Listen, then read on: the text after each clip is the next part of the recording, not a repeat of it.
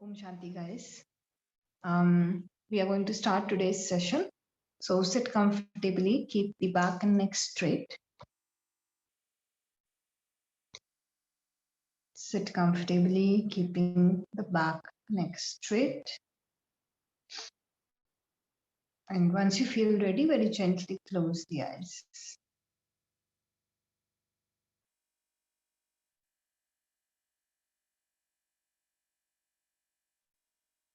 Start observing your breath.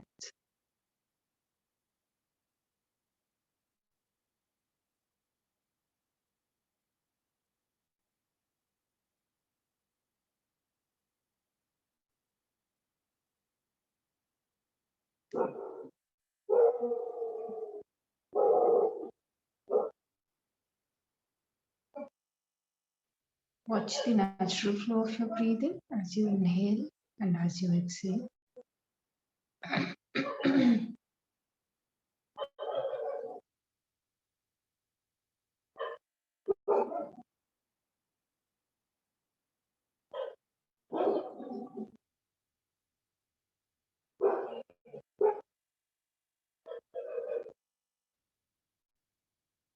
Slowly shift your attention to your body, become aware of your posture.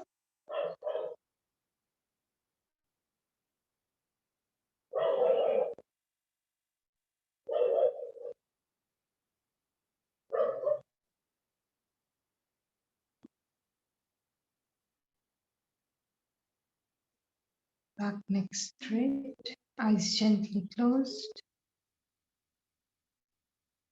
Entire body should be relaxed from the top of your head till the tips of your toes.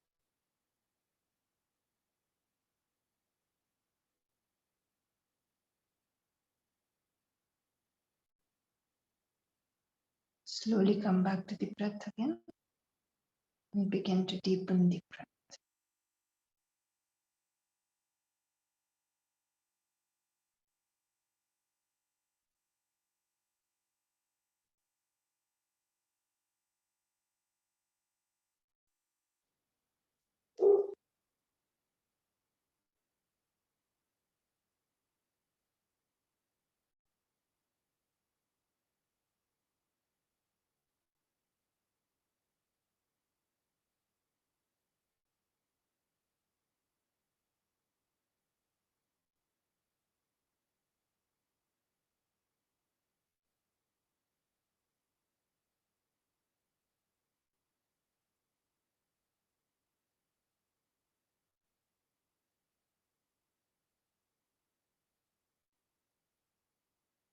Slow, long, deep inhalation. Slow, long, and deep exhalations.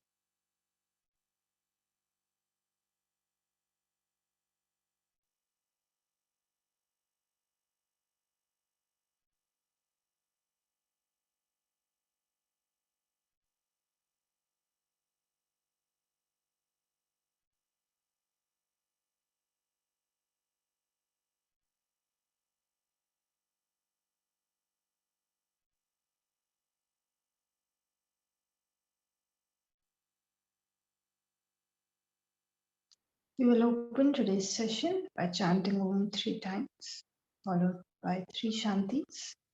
Take a deep breath in for Om.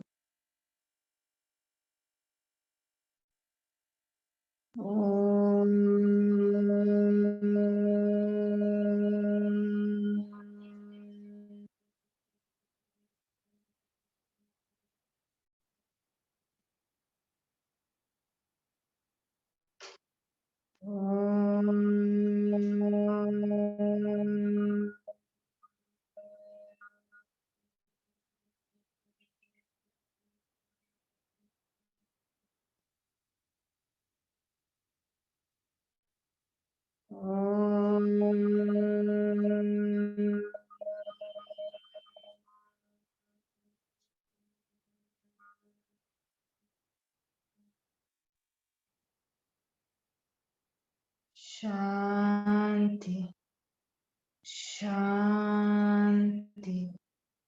Shanti.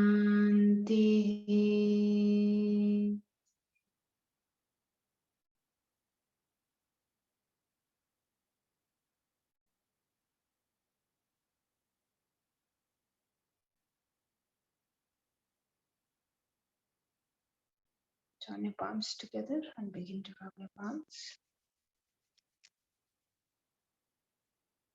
Place them on your eyes. Very slowly, while blinking and looking at the palms, open up. Om Shanti.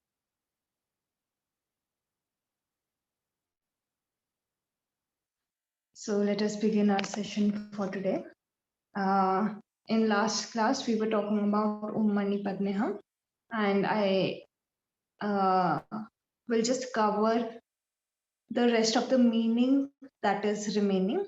Okay, so yesterday we talked about Om, and we also talked about money, and in fact we even covered Padme a little bit.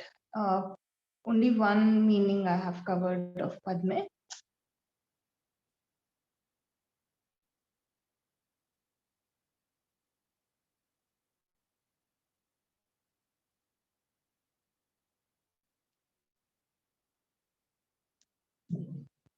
Om Mani Padme Hum. This is what we were discussing. So in previous class, I was covering Padme. So I told you Padme is representing the wisdom. As you walk on the path, if you walk on a particular path, or say if you want to go from one place to the other, there are some checkpoints you are going to cross, and by default of walking, right, each and every step that you are taking, it's giving you some experiential understanding of the procedure, right? Like in yoga, if you are doing pranayam, you are getting the experience. If I just tell you the benefits of pranayam, you will write it down for theoretical purpose. It is all right, but once you actually perform that pranayam, you get an understanding, right? Another example is I tell you, I explain what the orange looks like, how it tastes, right? I can explain the color, the physical appearance, the taste. But once you actually taste it, nobody can fool you and sell you, suppose, an apple for an orange, right? Or any other fruit very similar to orange, right? Maybe any other variant of orange is there. So nobody will be able to fool you and sell you that variant, because you will know that this is what an orange is. And because you have tasted that thing, right? Nobody can take that experience away from you, right? Now you will know that this is what the fruit is like. So similarly, in that same way, when we walk on the path of yoga, we develop wisdom. So now Padme, like I wrote yesterday also, this means lotus, right? So lotus has a lot of significance in yoga, right? If you look at the representation of chakras also, it's like represented by the petals of the lotus, right? And even like Siddhartha Gautam, famously known as Buddha, uh, uh, when his wife, when Buddha, he was leaving his home, and his wife, wanted to give him something with which he could remember her. So she gave him a lotus. Okay, so lotus is having a lot of relevance, and why she gave him the lotus, that is very interesting, right? So if you look at the lotus, it's a very beautiful flower, but you will see this thing that it's always growing in mud. Yeah, so the lotus has the tendency to grow in mud. And if you look at it from a distance, it seems very beautiful.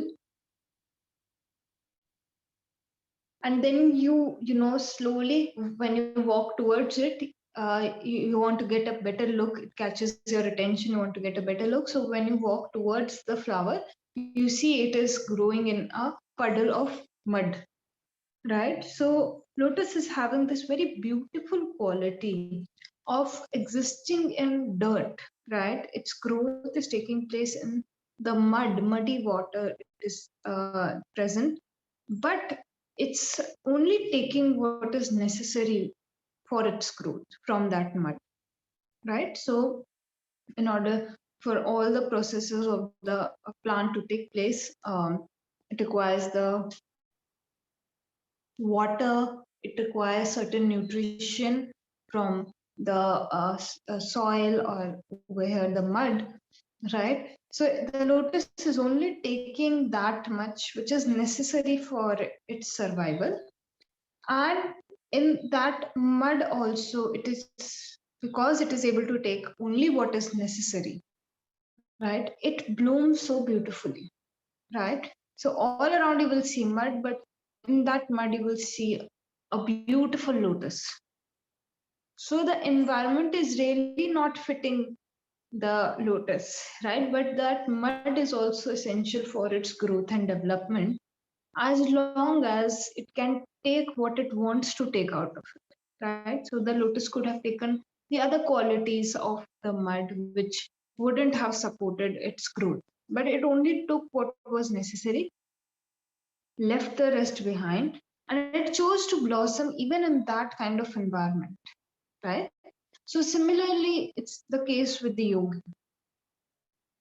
If you think you want to move away from society, yogi means moving away from your responsibilities, from your everyday, tasks.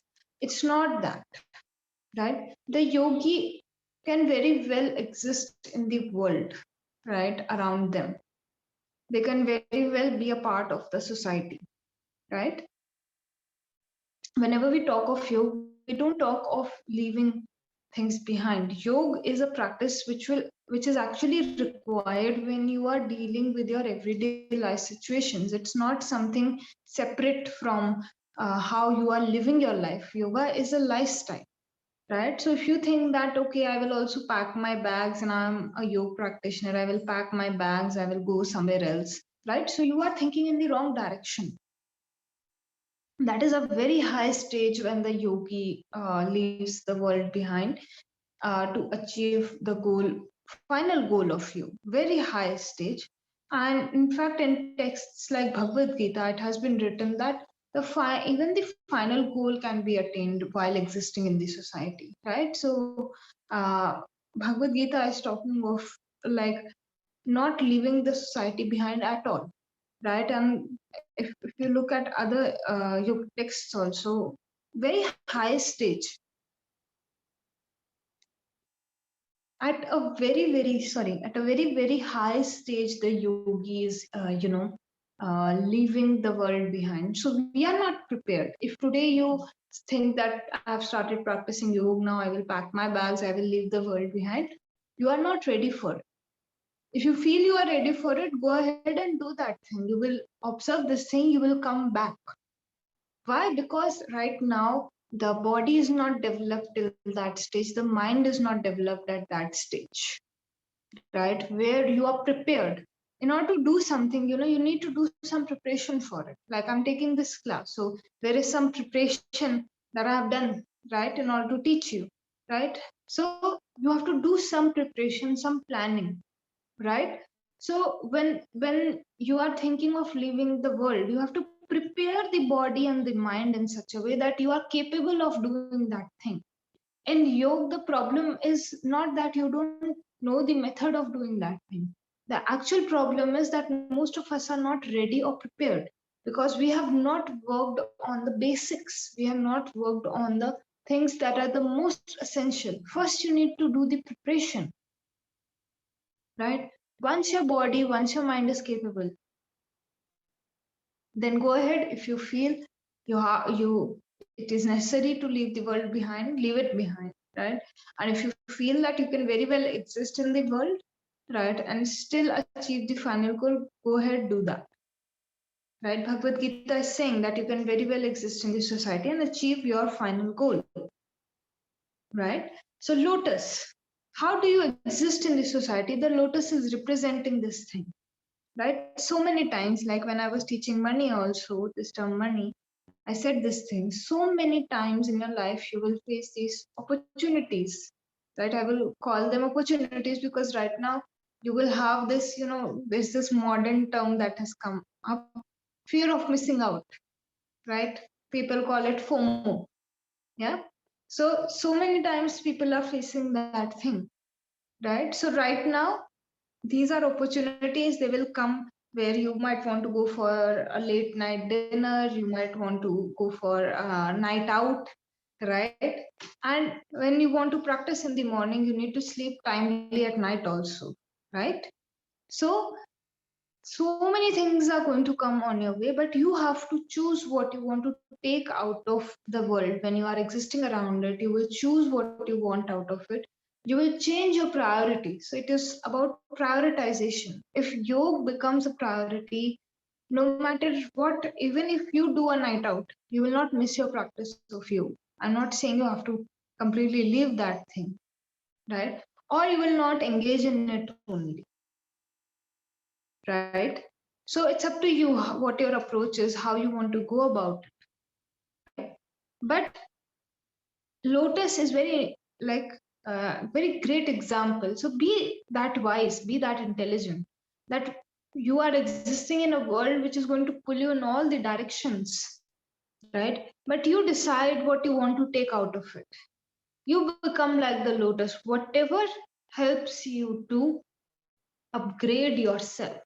Doesn't mean that you just choose because you have the right to choose and then you are going, backward in your journey.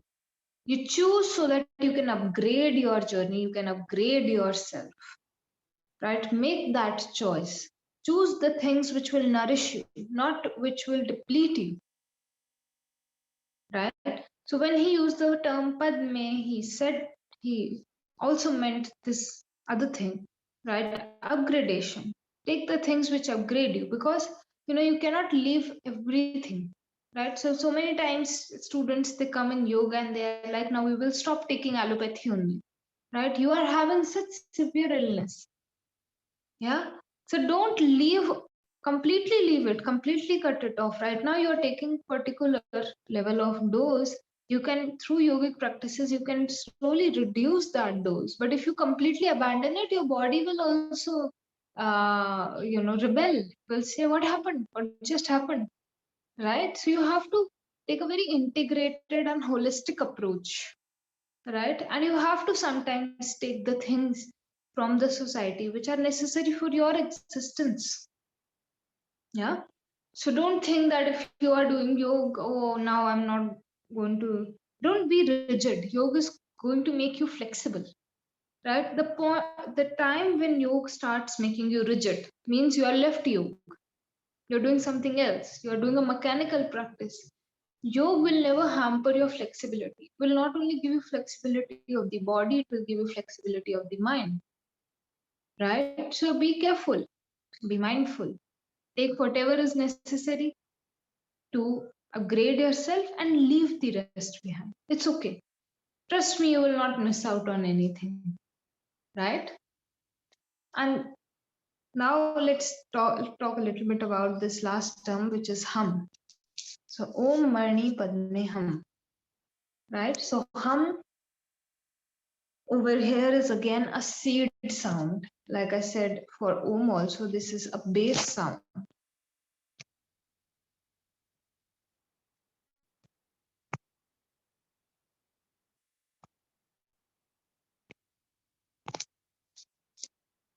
Right, so this got a little bit overlap.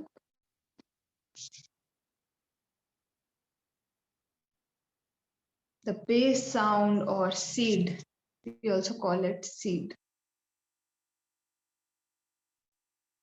right? So hum is the seed sound. Hum is not having any specific meaning. Again, like Om is not having any particular kind of meaning. It's just an interpretation that we are saying that it is, um, that we are taking out this interpretation of mirror or purifier. In that same way, hum is also not having any specific meaning. It's a seed sound, but the interpretation that is given for hum is generally, this union of method and wisdom. Okay.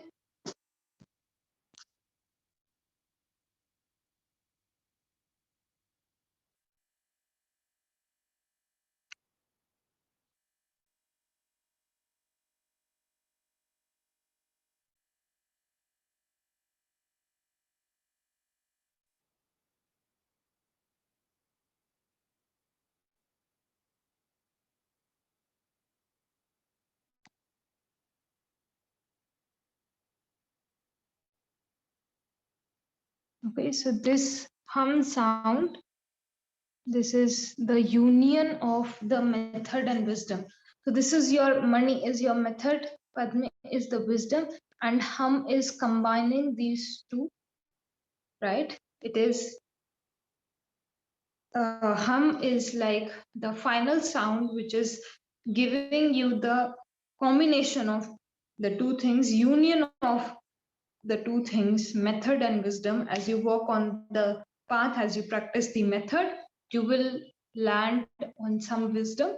When these two are done, they are in union, right? And this kind of union is signified by the sound hum, right? So Om Mani Padme Hum, overall its meaning that through the chanting of this mantra, Om Mani Padme Hum, one can work towards the purification of the body, speech, and mind. Right. So yesterday I was talking about all three levels.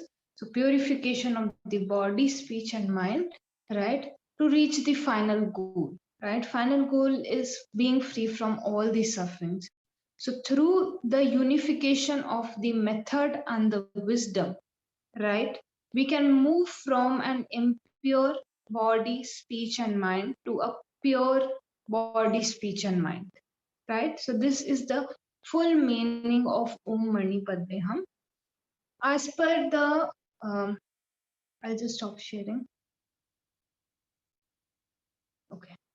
So as for the Buddhist texts, there are a lot of benefits which you can explore um, as per your own understanding, right? But one of the major benefits is this thing only, that this is considered to be the ultimate mantra, right? For Buddhist monks, if they do the chanting, they will reach their final goal, right? So, final goal where you are free from all of the sufferings of life. And if you go in various Buddhist traditions, this mantra is chanted in various ways.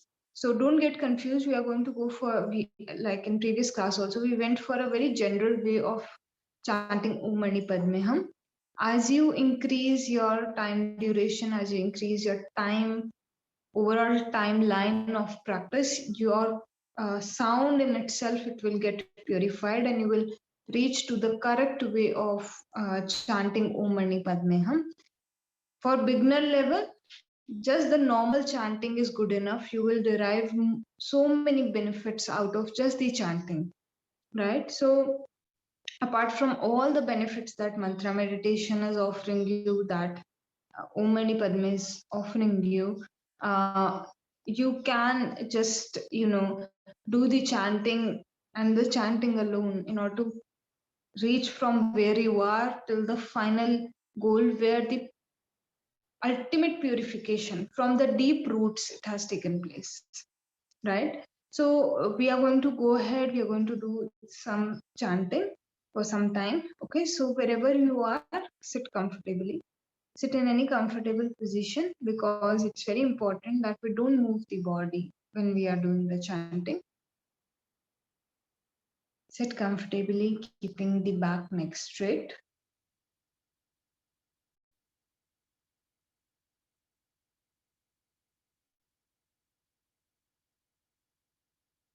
Keep the back and neck straight.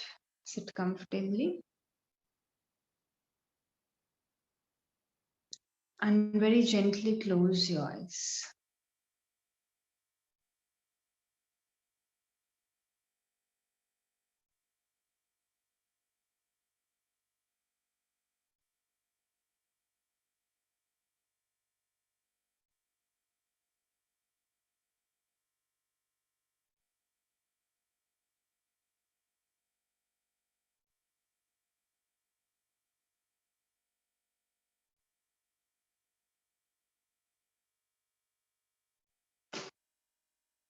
Start connecting with the natural flow of your breathing.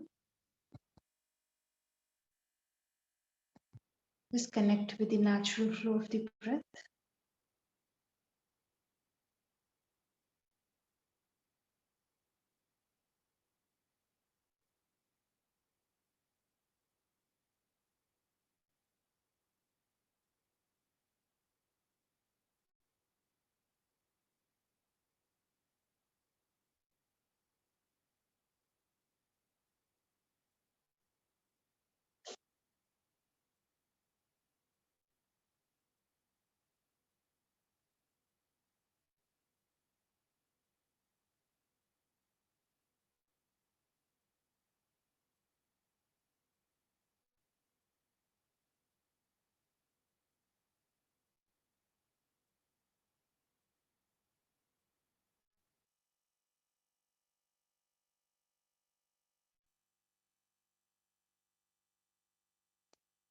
Now slowly shift your attention to your body, become aware of your posture. Allow the body to align itself.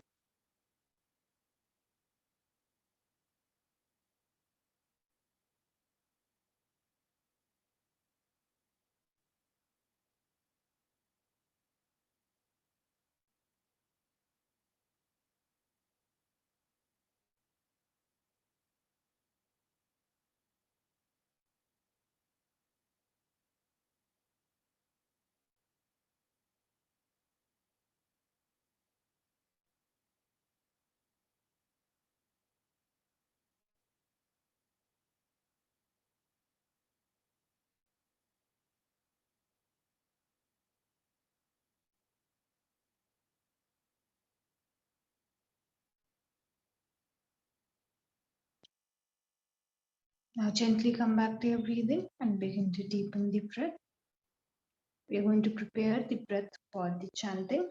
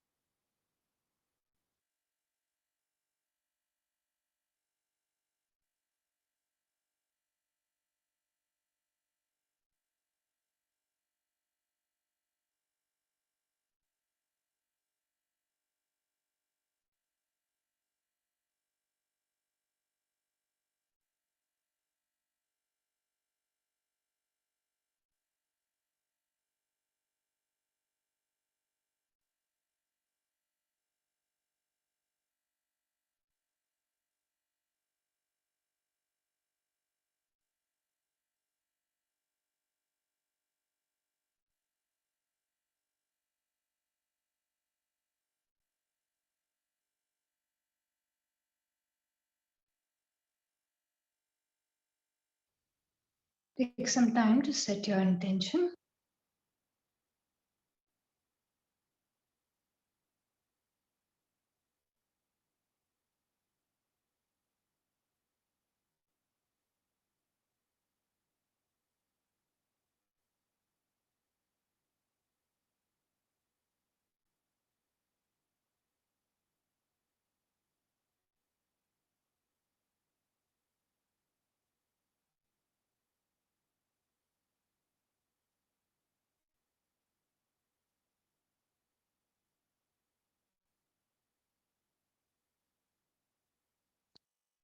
We will chant Om Mani Padme Hum together. Take a deep breath in. Om Mani Padme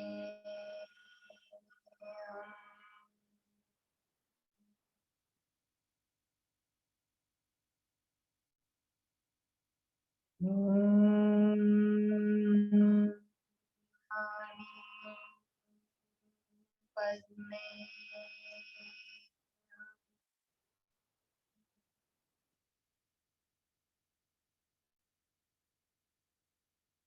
Om Mani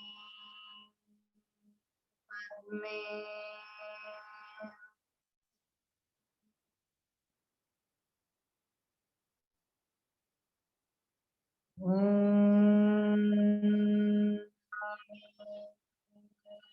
Padme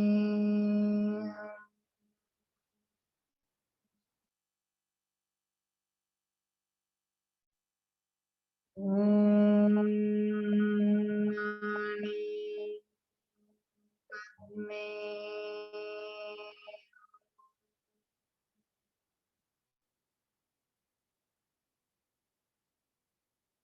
Om Mani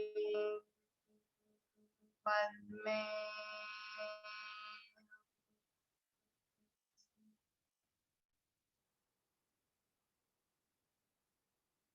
Om Mani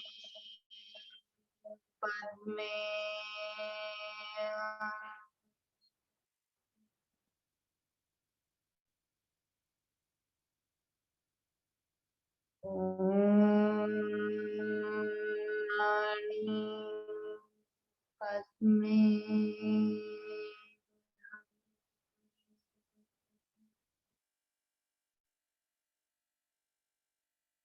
Om Padme.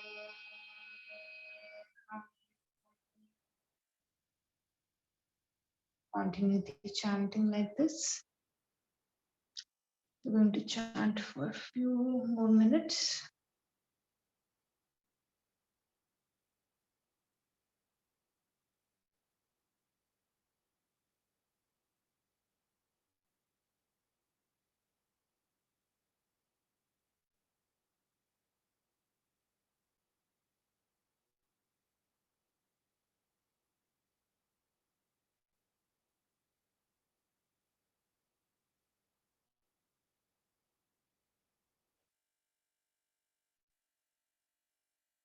Just continue the chanting. If you feel tired, you can stop the vocal chanting and start the internal chanting, the mental chanting.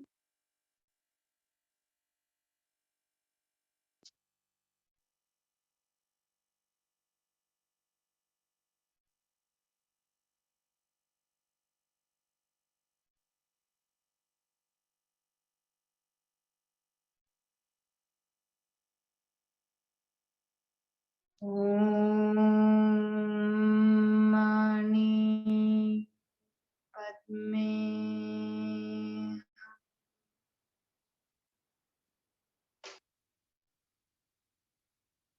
Om Mani Padme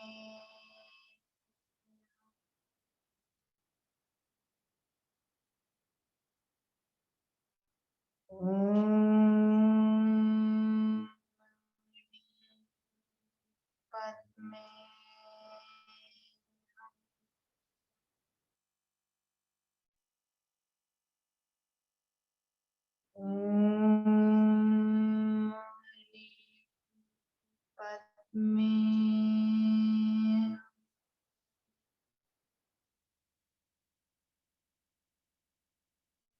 Om Mani Padme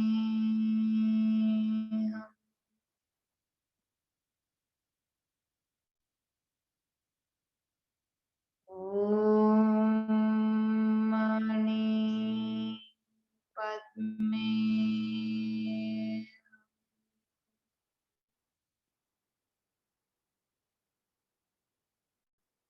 Om Mani Padme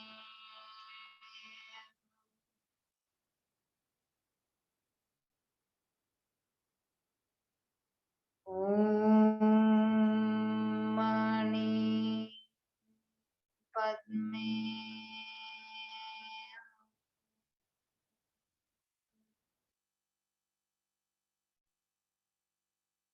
Om Mani Padme Om Mani Padme Om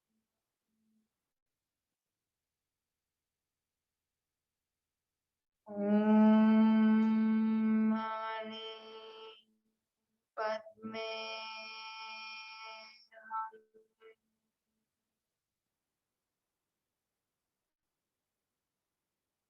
Om Mani Padme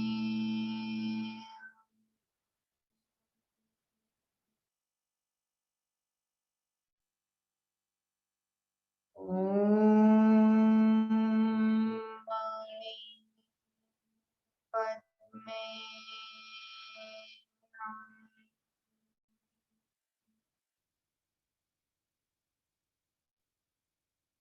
Om Mani Padme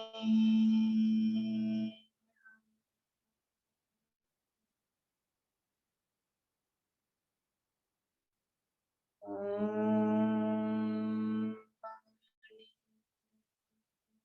Padme.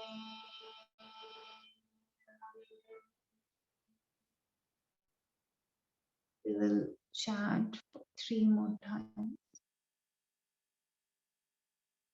Om Mani Padme.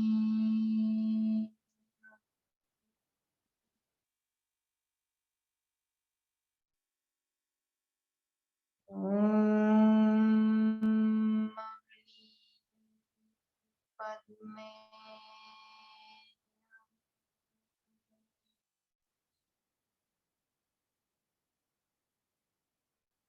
Om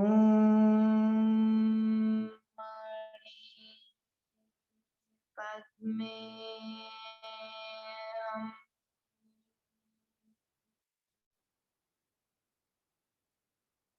Just feel the vibrations of the mantra.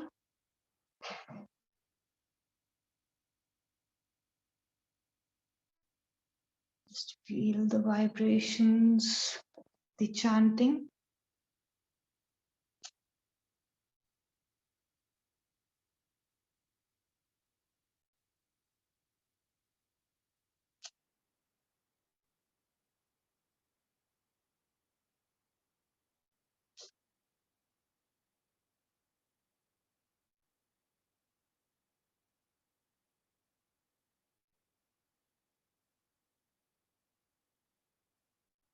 See how you are feeling, what is the state of your mind, your breathing and your body. After a few chantings.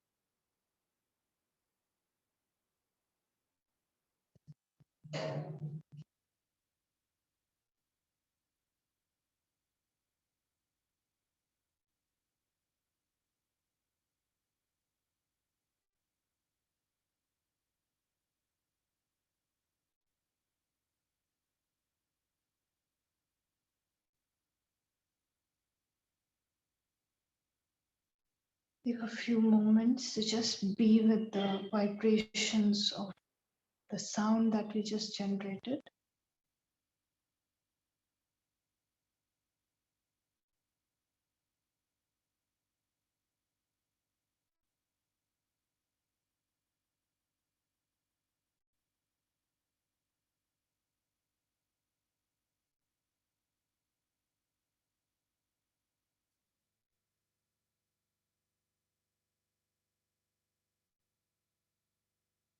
If you feel the need, you can change your body position.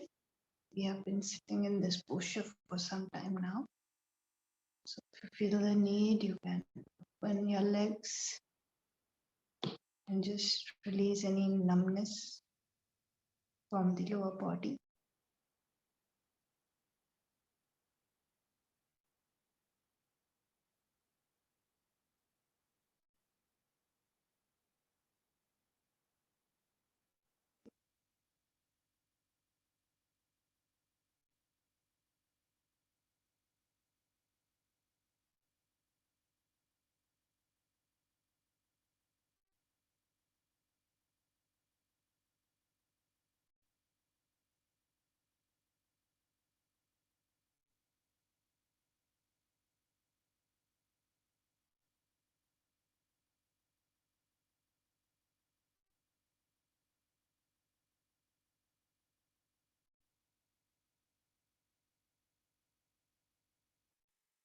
We are going to close our session for today by chanting Om one time. followed by 3 Shantis. So just make sure you come back into any comfortable sitting position where your back and neck are straight. Take a few deep breaths first before we begin the chanting of Om. Inhale deeply. Exhale. Inhale. Exhale. Inhale. Exhale. Take a deep inhalation for Om. Om.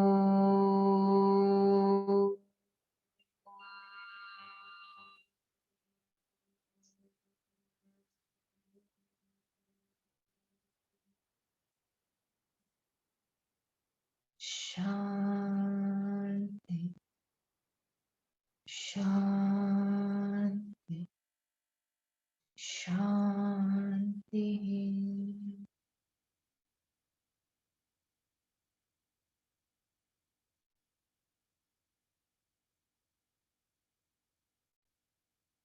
Join your palms together and gently bow down.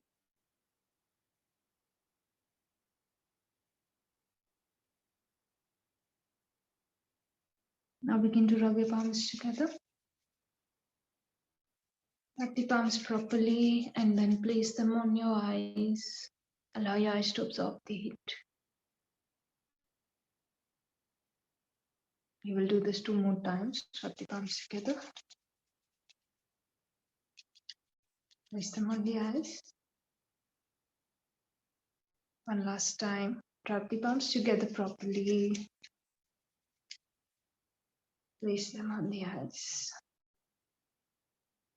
Very slowly while blinking and looking at the palms, you're going to open up your eyes, coming back with a smile. And Shanti. Guys, keep practicing. And the more you chant, the more benefits you will be able to attain out of this mantra. And tomorrow we are going to start with a new topic. So I will see you guys tomorrow. Take care and bye-bye.